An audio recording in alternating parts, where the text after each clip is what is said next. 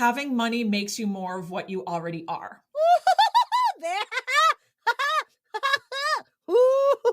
Say that again. Having more money makes you more of what you are.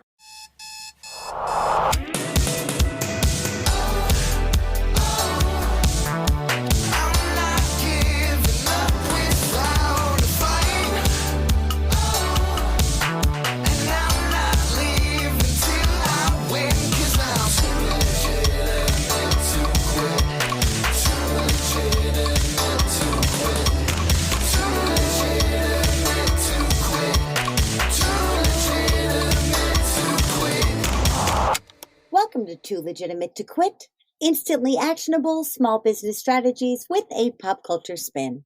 I am your host, Annie P. Ruggles, and my guest today is the marvelous Stephanie Cleary. Stephanie is a trauma coach for socially conscious business owners. She specializes in helping coaches, healers, and other service providers repair developmental, collective, and ancestral trauma and build self-trust so they can run successful, sustainable, and regenerative businesses.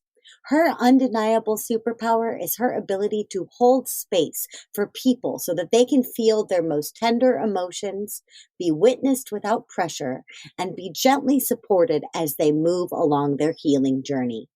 Because the more resilient and resourced the business owner, the more change and liberation they can bring into the world. Stephanie Cleary, my queen of finances.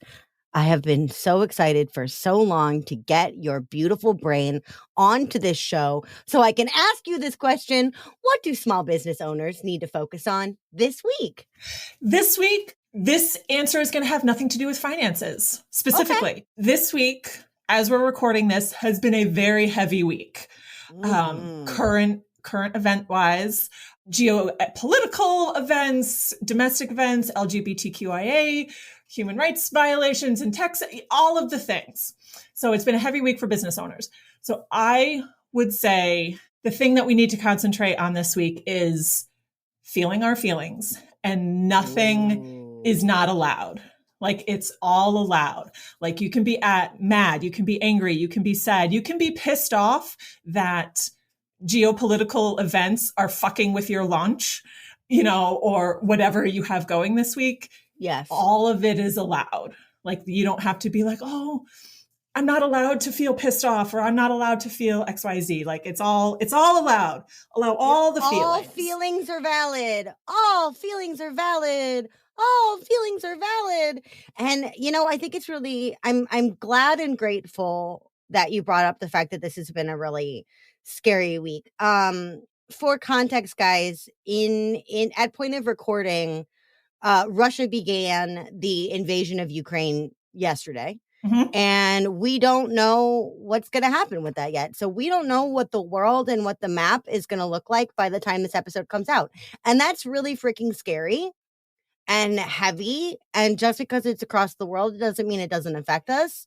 And I'm so grateful that you brought that up, because stuff like that does find a way, understandably, as a citizen of the earth, it bleeds into your consciousness. And if it bleeds into your consciousness, it can mess with your workday, and that's gonna happen, right? Oh, hell yeah. Oh, yeah. And if we suppress our feelings and we try to keep, the professional face on and proceed with our launches, even though all of Twitter is posting pictures of bombs falling, like, we're going to feel disconnected even more so, instead of if we stop and honor the fact that we are running a business in a very complicated world.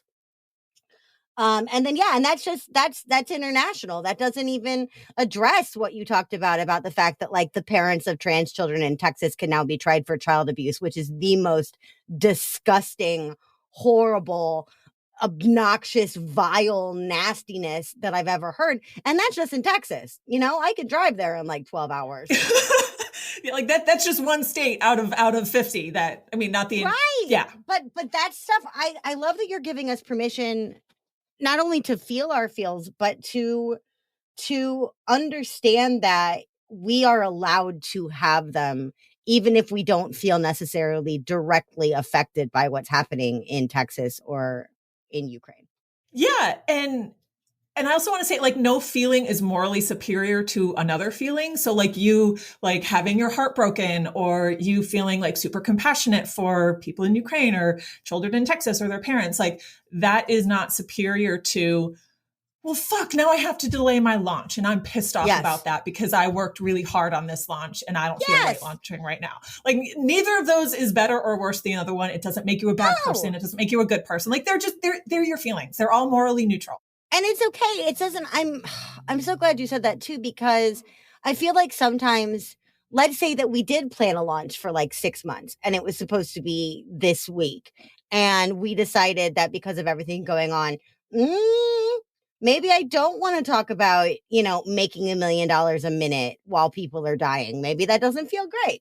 Right. So then I put my launch back, but it's okay to be frustrated or upset about that. It doesn't mean you don't care about what's happening in Ukraine. It means that you worked really, really hard on something that got derailed. We don't have to say, and therefore, I mean, my launch is more important than war. No, your launch is not more important than war, but it is important to you. And that's also okay.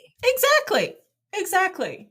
We're all okay. Everything's allowed. Everything's allowed. And it's so lovely that we're having this conversation because you, as I mentioned, are my queen of all finances. And yesterday I had a bit of a financial meltdown. And I reached out to you and I was just like, hey, can you put your friend hat on? And you were like, yeah. And I was like, I don't like spending money. And you gave me this whole big, beautiful, loving rant about like the money is meant to be spent. And I was like, thank you so much. And then everything went to shit with my bank. And by the end of the day, I was hitting a pineapple shaped bong, sobbing on the phone with my bank, trying to get it fixed. And it never did get fixed. And so by the end of the day, I was just fried. And I can't even imagine fried in multiple ways, I guess. But I can't even imagine how much worse that would have been if the whole time I sat there and judged myself for crying. You know what I mean? Yeah. Oh, yeah. And it's not the feelings that suck. Like the feelings themselves suck, but it's the judging of the feelings that just adds a whole other layer on top of things that just muddies the water and just makes everything worse. I'm like, we're however many minutes in, we haven't even really talked about money, but that's okay. That's all right. We'll get there if we get there.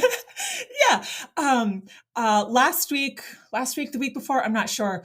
I had this whole internet debacle. Like I was like fighting with my internet company. I was out internet for like 3 days, blah, blah, blah. Anyway, so I drive to Best Buy to buy a modem. This was the second time I had driven to Best Buy in 2 days. And Best Buy is like a full half an hour for me. Like this is a journey. This is not like, down the street for me. This is a quest. Yes, this is absolutely a quest. I buy a modem, I get home, and I don't even open the box. I'm like, this is the wrong fucking thing. Like, it's just flat out not going to work. It's just not going to work. Like, there's no jerry-rigging this thing or anything. I was so proud of myself and I actually messaged my own coach to tell her this. I'm like, I didn't beat myself up for buying the wrong modem. Like, I was disappointed. I was frustrated. I was sad that I had wasted my time, but I didn't spiral into this. I'm so stupid. How could I have been so dumb to buy the wrong thing? I'm such an idiot. Da, da, da, da, da. So I was telling her, I'm like, it still really sucked. Like I just wasted an hour of wasted, I listened to a book in the car, it was like, it wasn't a complete waste of time, but like I wasted an hour. So I felt the disappointment, but that It was a cleaner disappointment. Like it was a cleaner feeling. It didn't have blame or shame attached to the disappointment. It was just pure disappointment allowed to stay disappointment. And I think what's so funny is you brought that up. And when both you and I went into dialogue at the same time, we both said, I'm so stupid. Isn't it funny that both of us knew that the first thing that we would do, and I'm sure that we're not alone in this, in a negative situation, if you hadn't handled this so well, is that we would mock or doubt our intelligence. I'm so stupid.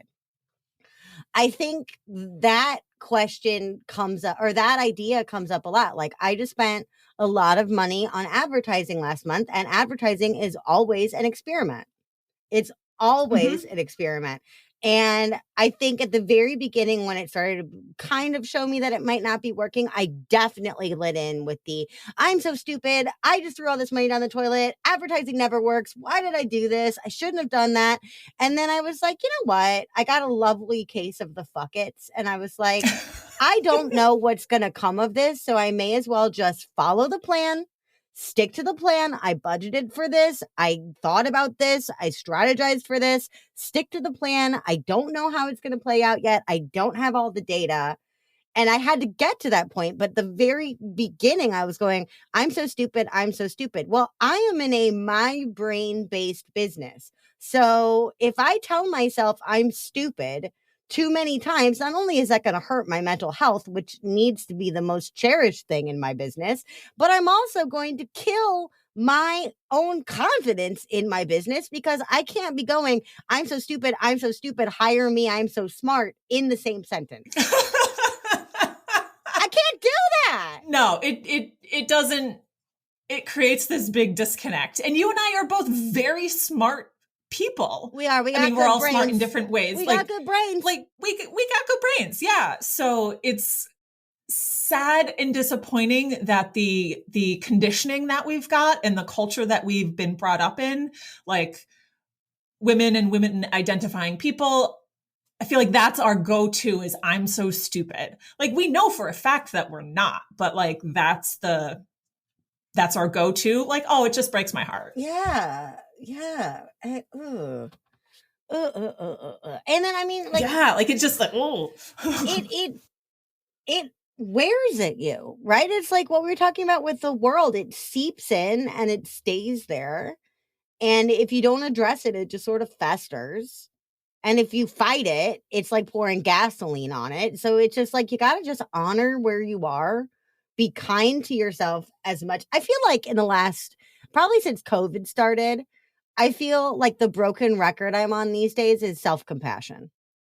I'm like, self-compassion, self-compassion, please, self-compassion, please. Like, and everyone's going, I didn't make my sales goal last month, or I said something stupid on a sales call. And I'm like, please forgive yourself and show some self-compassion. We are in year 97 of a pandemic. I don't even know what day it is. And yeah, I'm amazed any of us are still in business, quite frankly, and I teach this shit. So, right? But it's like all these people are like, I can't believe I made this little tiny minor mistake. Oh my God. It's like, no, self-compassion now is the new serenity now. Self-compassion now. Yeah. And it's like, who benefits from us thinking like that? No one. It's certainly not us. It's like big pharma. Big Cheeto. Yeah, I was gonna say I'm gonna be so bold as to say like the patriarchy benefits, white supremacy benefits, because we're dumbing ourselves down, playing small, not getting out there, and the world needs us. Like the world needs. Meanwhile, my brain goes right to food. I'm like, who profits from this? Frito-Lay, Kraft, Chef Boyardee, basically anything that you can buy from the air quotes food aisle at Walgreens benefits when I am in this state. Oh my gosh. I might have told you this story already, Eddie. I'm not sure. I got off the phone with someone I had hired for like a 3-hour like intensive session, and it didn't go the direction I planned. I got what I needed out of it, but I got off this 3-hour intensive. I literally went to my couch and started just straight eating hamburger rolls. No, it was hot dog rolls. Like white Wonder Bread hot dog rolls. What's funny is I remember this day. We talked this day and I was like, how are you? And you're like, I'm eating hot dog buns plain. And I was like, that tells me a lot about your day, babe. Yeah.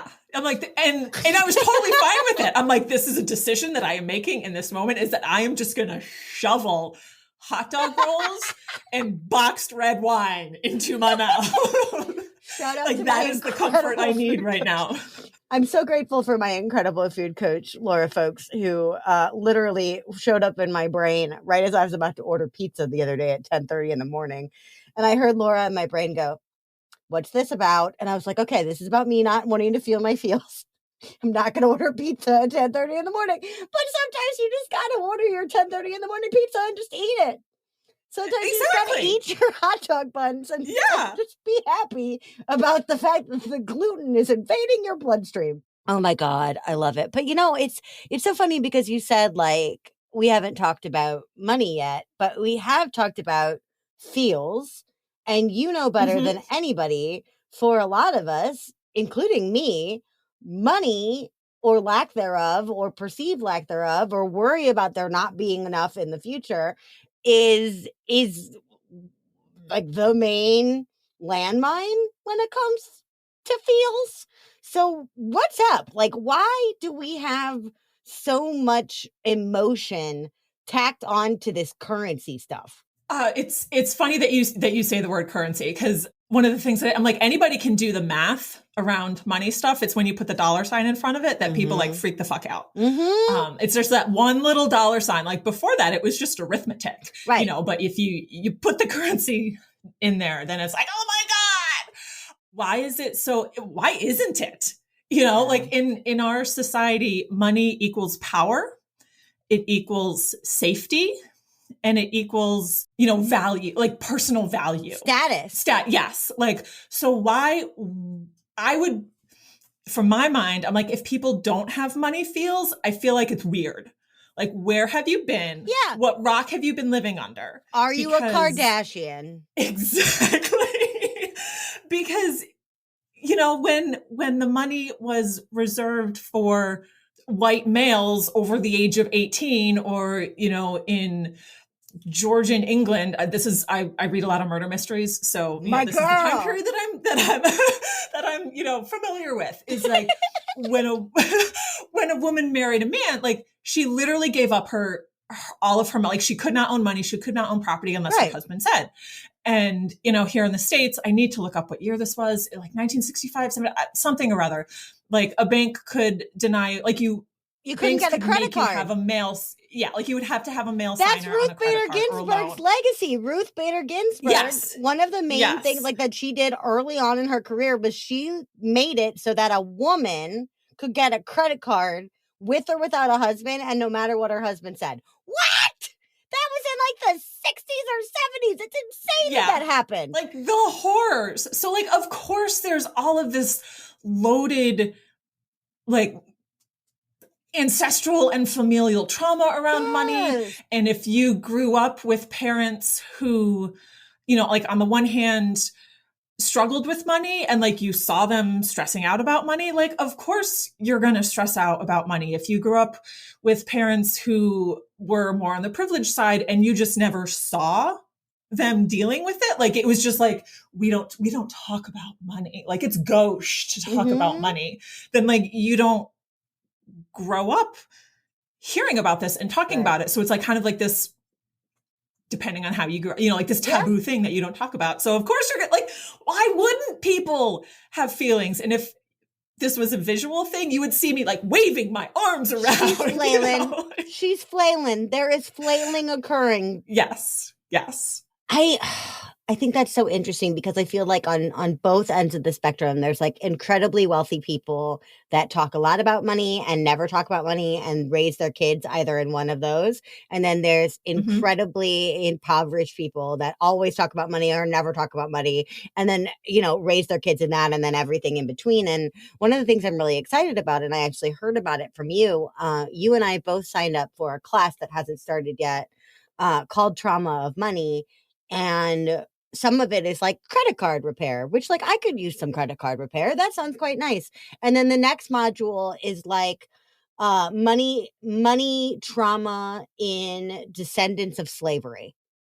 And I'm like, oh, Because white woman to white woman, that is not something that is programmed into our consciousness. But as someone who deals with money professionally and as someone who teaches sales professionally, we should probably be aware that not everyone's money baggage comes from a white experience. And I think that's really yes, eye-opening too, that like we're telling everybody feel your feels. Your feels may be even more deep trauma-based or something else than you realize, right? It might be ancestral, generational. It may go back to, watching your parents pay bills at the kitchen table and fighting about it. And even so, we're not going to get to the truth of what's fueling that feeling if we push the feeling aside. Yeah. And trauma from having ancestors who were enslaved. There's money trauma from having ancestors who had money but had everything taken away from them. Yes. If they were refugees or victims of a Holocaust, yes. or anything like so that can get handed down both epigenetically and just behaviorally and modeling of like, why should I bother saving my money if at any point it's all like the rug's going to get pulled out from under me and everything's going to be gone. Like, yep. Well, why would I even bother? I mean, I grew up... I'll just spend it as soon as it comes in. I grew up with 2 entrepreneur parents, which had its own share of wonderful, wonderful money lessons and horrible, horrible money lessons. But I also was a grandchild of the Depression. And I lived in a house with my grandma who would not get rid of pickle jars because you never know what you're going to need. And if you tried to argue with that, she would bring up, no joke, the fucking Dust Bowl. Like, I'm laughing, but I'm not laughing. No, I mean, I'm laughing. Like, you're not going to argue, Grandma, do you really need that? Just to get her to go, well, the wall of dust was 50 feet high. Like, okay, Grandma, keep your pickle jar. That's totally fine. But, she's been gone now for almost 20 years, and I miss her every day. But every now and then I'm looking at a jar going, why will I not throw this away? And then I go, the wall of dust was 50 feet high. And then I go, wait, but that's not my reality right now. That's not my situation right now. And then I go, oh, wait, Russia is actively invading Ukraine right now. Nobody knows what our situation is. So maybe I will save this pickle jar. And also, like, if we pretend we had this conversation like last week or, 2 weeks ago, like before, that shit hit the fan, like the kind of response that I would say to you or to anyone else, be like, well, is your nervous system doesn't know what year it is. Oh, yeah, no. Like, so of course it's going to react to or think that, it was back when you were 10 years old and grandma was obsessed with getting every penny's worth out of everything and saving everything. So yeah, like I mean, Tara Lipinski is announcing the Olympic skating right now. So in my brain, it's 1998. Hi, everybody. It's 1998. Stephanie and I are conducting this interview via phone. Maybe an AOL dial-up if they sent us one of those DVDs. There's like a dot matrix printer going in the background. Yeah, we're like peeling the shit off the sides of it and like folding it up. Yeah. Oh my God. Oh, to be back in the 90s. I miss parts of the 90s as evidenced by this pop culture show, but not all of it. But I think I love that we're talking about feels, right? Because I feel you also brought up this idea of math, and math is just a number until you put the currency symbol in front of it, and then it becomes this big thing.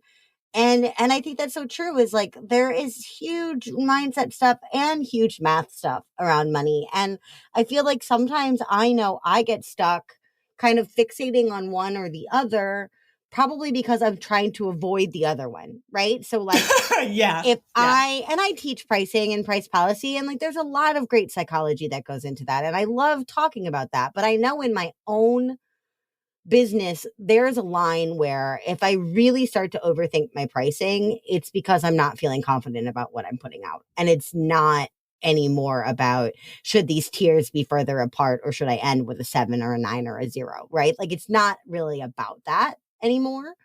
And on the flip side, there are a lot of times where I'll be like, I don't know what to do. I don't know what to do. I don't know what to do. And if I just put a price tag on the thing, I would feel infinitely better, right? So like throw some math at it sometimes and just make a decision. And I think that like those two things are kind of always in conflict. So how do we know when we're having some kind of financial block if we should address the emotion or if we should address the math first? Because we're probably going to have to address both in some way.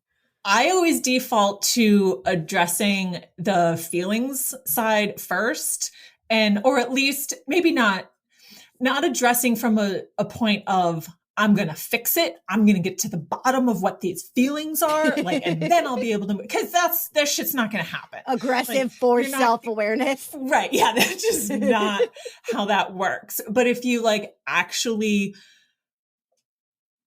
be like, okay, I'm confused as fuck right now. I am overwhelmed.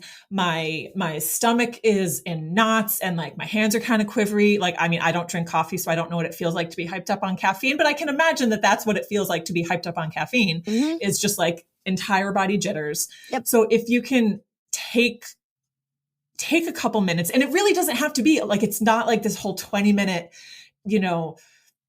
meditation where like you visualize all the things, like you take 2 minutes and let yourself feel the feels. And then one of my favorite quick visualizations is like you kind of gather up all of your feelings and all of your racing mind squirrel brain stuff, and you like put it into a little ball. If you could see me again, I'm like showing the ball, little balls. Yes, I'm like doing Pictionary ball or whatever. And then you put it off to the side. Like it's still there. You get to pick it back up again when you want to. Because that's one of my big things is like, you're going to take my feelings away from me. Like I need them. It's like, no, they're right over there. You can pick them up when you're ready for them or when you need them again. And then you can more easily deal with the math. Because you've taken away a lot of the charge around the numbers, or you've deconstructed it. You've pulled it apart, right? Yeah. Oh, so, that just feels liberating. And I'm not even in like active money trauma right now. And I'm like, just take it apart, put it into pieces, go to your happy place, get into your Scrooge McDuck swimming pool with all the coins in it, and just float your little butt around. It's fine.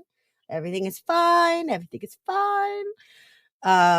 I do lay in my Scrooge McDuck pool in my mind, and I'm just like, I am surrounded by money. Everything is okay. Sometimes the pool is filled with pennies, and that's all right. Sometimes it's filled with quarters. Yay! But before we transition into today's pop culture topic, which I am so excited about. I don't even know what that noise I just made was, but that's how excited I am. I have a theory. And I want to run this theory by you, and please feel free to disagree. But one thing that I say over and over and over in the course of like daily doing business is that only good people get imposter syndrome. Assholes do not get imposter syndrome because assholes don't care about how they are perceived. Only people that are worried about how the other person is treated and therefore how they are perceived get imposter syndrome.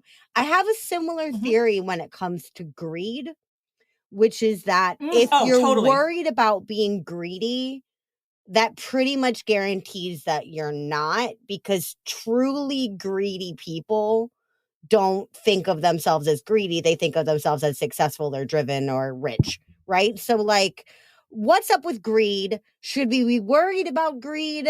What is our relationship with success and this idea of greed? While we're talking about feeling our feelings, let's talk about the feeling of worry about being greedy.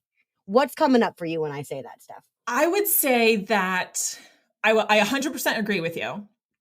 And where my mind went a little bit differently than greedy, but like having money is going to make me a different person. It's going to change me. Yeah. Like I'm going to be a spoiled brat, or I'm going to, start ordering people around, or I'll turn my back on my friends. I'll stop donating to charity. I'll lose sight of what's important. Yeah. I think is what it is. Exactly. Yes. Yes.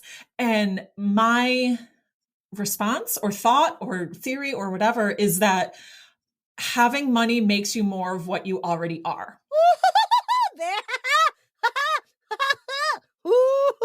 Say that again. Having more money makes you more of what you are. So if you are a tyrannical, terrible person who is judgmental and looks down on people, then having more money just makes you a more powerful, tyrannical person who can, like, order armies into other countries. Cough, cough. Cough, cough. If you're a compassionate, generous, thoughtful person, then more money, it's not going to make you more compassionate, but it amplifies the impact that you can have. There's another soundbite, like it amplifies the impact that you can have as a compassionate, thoughtful person. Yes. So yeah. Good people with money can do really incredible things. Such good things. 2 words, Dolly Parton. Dolly Parton in the news constantly. Number 1, we owe the Moderna vaccine to her. Thank you, Dolly. Number 2, Dolly just said anybody that works at Dollywood, even seasonally, gets their college paid and their books and their room, like all of it. And why? Because Dolly Parton is sitting on a pile of money even bigger than her glorious chest. And she's like, what am I going to do? Stockpile this? No, may as well use it for good. Dolly Parton's money makes shit happen for other people. And Dolly Parton is not going, I'm so sorry I have this money. Let me spread it around. She's like, here you go. Here's some college tuition. She's not even bringing up the fact that she's paying for it. She's just like, here you go. Here's a gift. Have a nice day.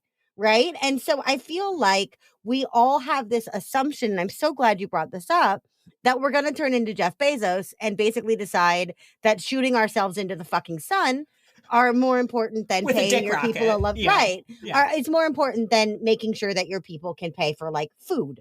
Right. Yeah. No, it's not going to happen.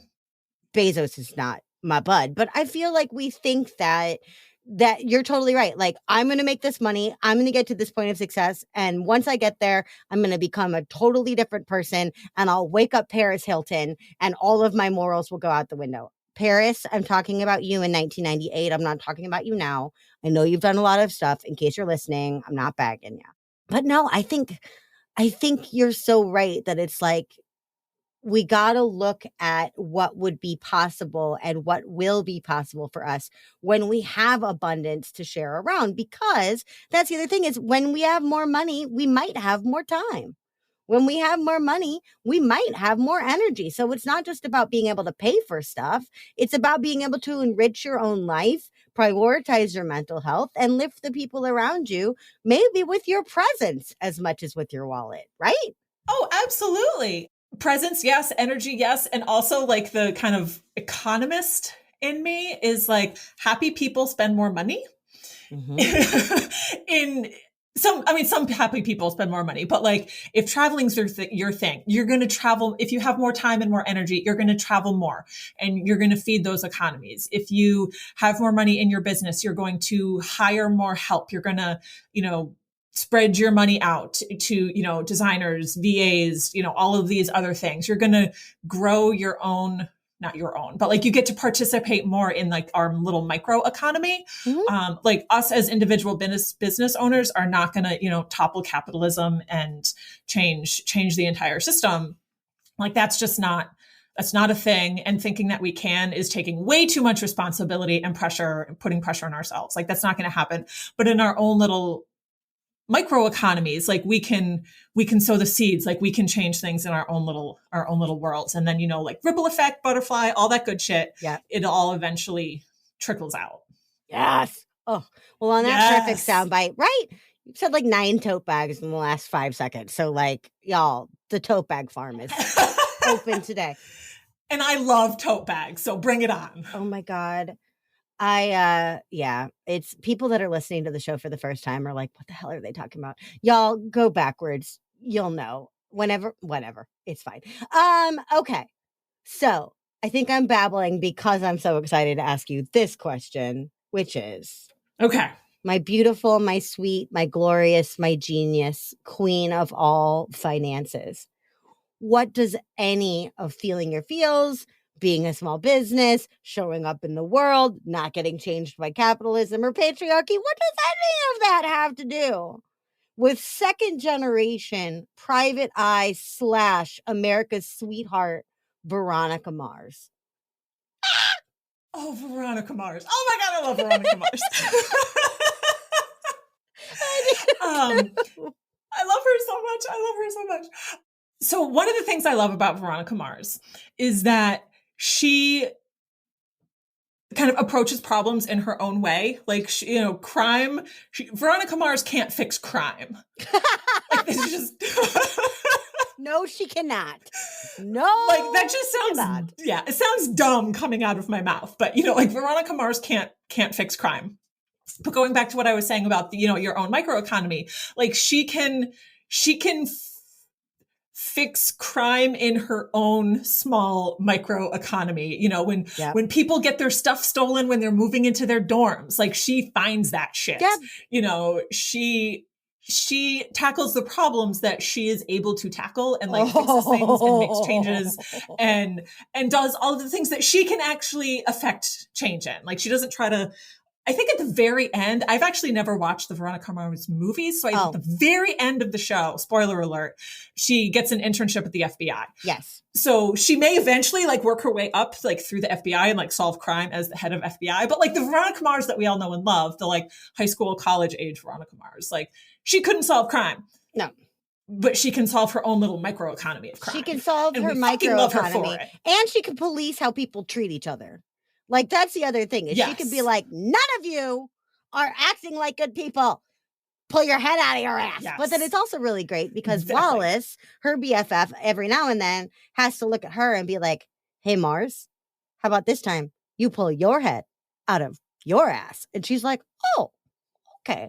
But you're right. It's like she's got to contribute to the ecosystem that she has, which is at first her high school and then later. I also think it's funny that you and I, who are such diehard Veronica Mars fans each, neither of us has seen the movie because I heard a rumor that they were going to do something in the movie, and I'm not even going to say what it is, but I heard a rumor that they were going to do something in the movie, and I was like, well, I want no part in that. So I'm like, the show ends with the series, and that is where it ends. And she got her little internship at the FBI, and that is as far as I know, and as far as I'm willing to go. She's just off in her own little world, like having her own little mysteries. Like, I don't need to know what's canon. Like, I have my own canon, my own version, right? Yeah, like, exactly. Like, I feel like that's part of fandom is like there's canon, and then there's my canon, and my canon is important. Like, it's better. In my canon, Pippin and Merry are in a relationship in Lord of the Rings. Why? Because I am a Pippin who's married to a Merry, and so that makes sense for me to ship them. My canon's very important. Now, if I took this to Peter Jackson, he would probably have things to say. But similarly, my Veronica Mars canon ends at the end of the show, and that's okay. I think one of the other things that I love about V Mars and all of the fine people attached to it is that they're all onions, right? They all have these complexities and their feelings are complex and their relationships with each other are complex. And so a lot of it is sort of this idea of like, let's get around this miscommunication and find out what's really going on here. And some of these miscommunications, Logan Eccles, go on for like season after season after season after season until finally it's like, y'all just need to sit down and talk to each other, please. So I feel like there's a lesson in overcomplicating too in V Mars. Like, while she's trying to get to the truth of all of these crimes and situations and the murder of her best friend Lily and da-di-da-di-da-di-da, she's also ignoring how she feels about her romantic relationships or the fact that her father seems to be unhappy or, there's been threats against her or, one of her friends is getting wrongly accused of something. And she's kind of got to push all that stuff aside in order to deal with the vandalism at the school until it catches up to her and they're like, you having some feels, V Mars? So what do you think? I mean, I know that's a bit of a stretch, but I do feel like there's something to be said about overthinking, overcomplicating, pushing, squashing our own stuff aside in favor of the greater. What's coming up for you when I say that? One main thing is that sometimes that's what you need to do to get through the day. And like anybody who tells you that you should always be in communication with your feelings and you should always be in your body, you should always, feel all the things. Like, well, they've never, that sounds exhausting. I mean, one, it sounds exhausting, and two, it's just not possible. Like you can't operate under those conditions. So you have to be able to compartmentalize and, dissociate from your feelings. Be like, nope, I'm not paying attention to you today. I know you're there. Mm-hmm. I'll come back to you when I can. Shit's not today. Yeah. And you get to do that. You get to go out in the world, do your things that you need to do in the world, solve the crime, do all of the things. And then you get to come home and feel your feelings when you have time, when you have space, when you have not the like money resource, but like the emotional resources to actually feel them. Yes. And feel them responsibly, right? Feel them in a way that's responsibly. constructive. Yes. Right? Because the very first thing you said is like, focus on feeling your feels this week. That does not mean burn your house down. That does not mean quit your business in a fit of rage. That means if you're nervous about something, maybe you should give credence to why it's causing you anxiety. That doesn't mean throw all logic out the window and just go cry, cry. Yeah. And, some of the times, like, it's okay if you can only, dip your toe into what your feelings are. Like, that's like, sometimes feelings are just way too big. And, those times when you think you're like, if I feel these feelings, I am going to die. Like, you honestly think that you're going to die. Like, yep. Let's not do that. I mean, that's a legitimate feeling. That's a legitimate, nervous flight. system response. Yeah, that's cortisol and adrenaline flooding your system. Yeah. We don't want anyone to feel like they're going to die. So close that shit off if you need to, or like dip your toe in. Yeah. Feel it for 30 seconds and then come back out and remind yourself, okay, I'm here. I'm in my office. I've got food in the fridge. I've got money in the bank. I've got my dog on the couch. I literally have technically she's waiting to be fed, but normally she's sitting on the couch. And if anyone tries to get in the house, she's going to bark her little pit bull brain out and I will be alerted. Like, I am safe. Like, I dipped my toe in. I felt a couple of feelings. I'm coming out. I'm feeling safe. So only feel your feelings if you are in a safe space to actually Yes. And if it's restorative or productive to lean in, right? Because I think one of the dangers of shows, especially all the shows on the CW, including our beloved V Mars, right, is like, especially the teen dramas, the Dawson's Creeks. I'm showing my age now, but I feel like we learned growing up with this shit that drama is productive. Because it feels like, oh, I'm expending all this energy and I'm emoting and I'm having all of these deep blah. And sometimes, yes, sometimes that is productive. Like, I am fueled by this thing, but it's like, are you fueled by it or are you spinning your wheels? Are you digesting it or are you drowning in it? And I think that part of what the lesson of the shows teaches us that it's wrong is like, yes, Veronica, spend 3 episodes completely obsessed with minor vandalism and ignore your life, and then give your life catch up to you and cry for the next 3 episodes. Like, okay, Veronica, we might be a little out of whack here, right? So what do you think about like the role of drama or big emotion or theatrics in our own lives in small business? Okay, I am just laughing hilariously as you're talking about this, because one of the things that I have talked a lot with my own coach about is, I've done a lot of work about, letting myself be, feel the things. And I have complained to her multiple times about, I was ready for some emotional drama and I didn't get it. And I'm really fucking disappointed. Like, I had worked, I wanted. That's totally the beautiful opposite of what I meant. I'm so glad you brought that up, because that's also happened too, where we're like, okay, if I don't get a big flashy reaction, all of my work was bullshit. And that's crickets, right? Where it's like, I have this giant launch. I'm so excited. Oh my God. I've got like, you've got this magnificent blue tutu. It's like, I got my tutu on. I got a photographer ready. Here we go. Put it out there. Nothing. Nothing. No response whatsoever. Oh God, you're right. That is worse. Oh, how do we get out of that mentality, Stephanie? What did your coach say to you? I'm pretty sure she said it's all allowed. And I was like, that is not a good answer. I needed you to fix my problems right away. I'm like, don't you know the messages that when I Voxer you, I need you to like give me a magic pill? And she's like, oh, dear sweet Stephanie. I'm like, fucking A. Oh my I God. have like, that is one of the things I wish I had an answer for. I do not have an answer for, but the minute I find one, call me. I will let you know. Yeah. I will let you know. But I think that's also true. It's like, we're all just figuring this out. We're all just solving our own mysteries every single day. Luckily, most of us are not also trying to solve a murder. Right. All right. We got to wrap up, but I would be remiss if I didn't. I know I don't want to, but apparently like I should be aware that the listener has limited time and attention span. I'm doing this for you. I'm cutting this off for you, listeners. Anyway, I would be totally remiss if I did not give a shout out to two people. First off, Keith Mars, V's incredible dad. We love you. Thank you for showing us what a responsible family business looks like. And also, thank you for showing us the example of entrepreneurship being hard.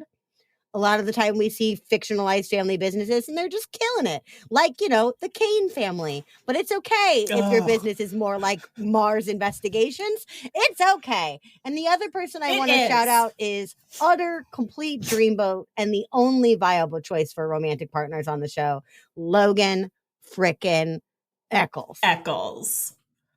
Stephanie, hell yeah. If you could say anything to Logan Eccles right now, what would you say? I love you so much. Don't change anything. Don't change a damn thing. Maybe if you could go back in a time machine, try to be a little bit more communicative at the beginning and a little bit less arrogant. But, you know, he grows out of it. It's a growth cycle. He does. And also maybe could I come stay in your hotel room just to see what your hotel room is like? He lives in a hotel and I want to hang out in his suite. I mean, if I'm going to Logan Eccles' hotel room, I'm going to do something else. I feel like I have a hall pass for that. Got to check with my husband. Does the Logan Eccles hall pass exist? Probably, because he would probably just turn around and ask me if the Veronica Mars hall pass therefore also exists. To the answer, I would have to say yes. Well, of course, because she's Veronica Mars. Yeah. I mean, yes, 100%. Oh my God. Well, I love you so much. I got to say, you know, you were talking about Voxers and wanting your coach to be able to have all of the answers. You always have all of the answers in my own finances. You always know what to say to get me out of my drama and my bullshit and my spin. And you also don't judge me for my feelings. So I know the glory and wonder of working with you and how soothing it can be. But for our listeners, Stephanie, what's the best way for them to start a conversation with you? Yeah. I like nuts and bolts. I'm on Instagram. Instagram is the only place I'm on. I don't have the brain space to do any other social media. So Instagram with Stephanie Cleary, website stephaniecleary.com. And I love talking to people about money. I just love it. Whether it's like the nuts and butts. The nuts and butts. That's a good one. Hashtag nuts and butts. Hashtag nuts and butts. We're starting it. You know, whether it's the nuts and bolts of it or like, hey, I'm having big feelings. Like, what the fuck is going on? Like, bring it all. Let's hang out. Let's start talking about money and all of the crazy, nutty feelings that go around money. And we'll talk it all through. We'll get to know each other and have some fun. You will. I can vouch for that. Stephanie, my love, I'm so excited that I can say that a long time ago, we still are friends. That doesn't actually grammatically work, but you know what I mean. And I have thought of you lately because you're on my show. Wow. This is a desperate attempt at making this work. Take a chance now. Okay, well, and now the audience is like, please, I'm going to die. Before I murder them, I'm just going to say thank you so much for being here. Thank you so much for having me. And y'all, I will be back in a second with my final thought and your homework for the week. And I promise I won't badly sing the theme song anymore.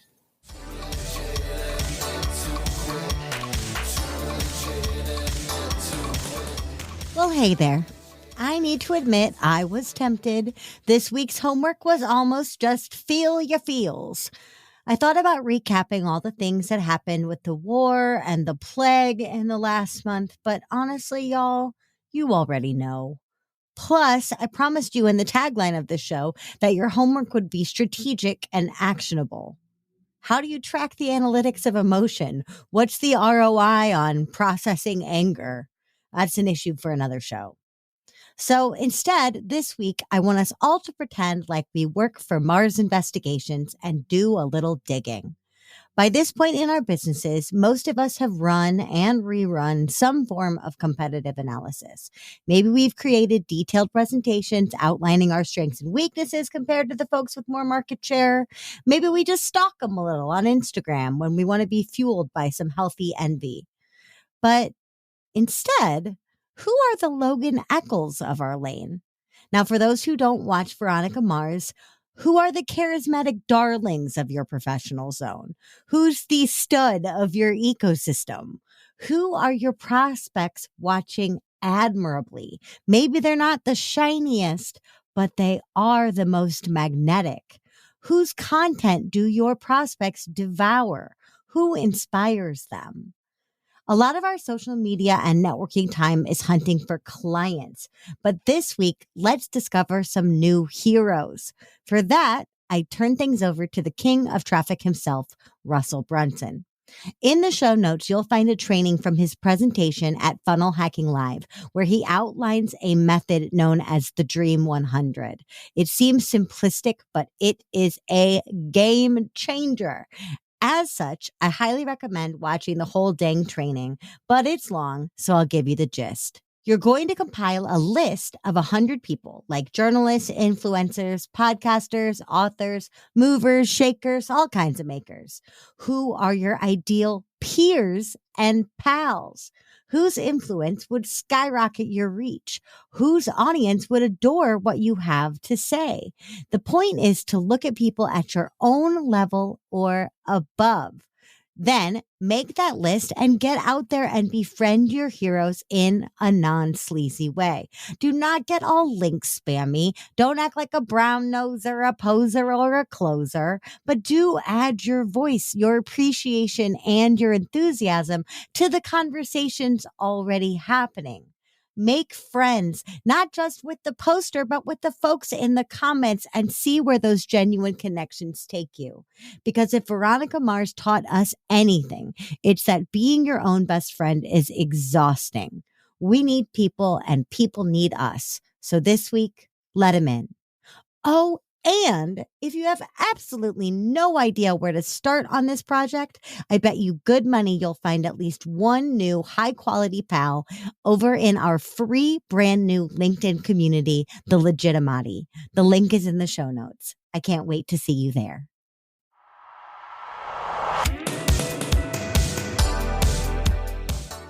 Hey, thanks for listening. Too Legitimate to Quit is brought to you by the Non-Sleazy Sales Academy and me, your host, Annie P. Ruggles. Listen, we talk a lot about marketing on this show, and that's because I fully, earnestly believe that every dime and every moment we spend marketing is totally worth it unless we turn around and sabotage ourselves at the finish by refusing to sell and sell beautifully. Why? A lot of us have a misconception of what selling actually requires of us or who it needs us to be.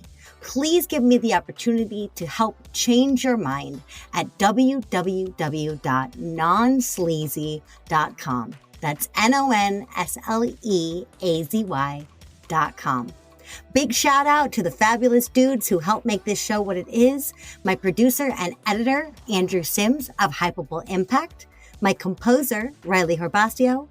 And my show artist, Francois Vigneault. They're all fabulous, and I'd be glad to introduce you. Until next week, just do your best, and remember, you're too legitimate to quit.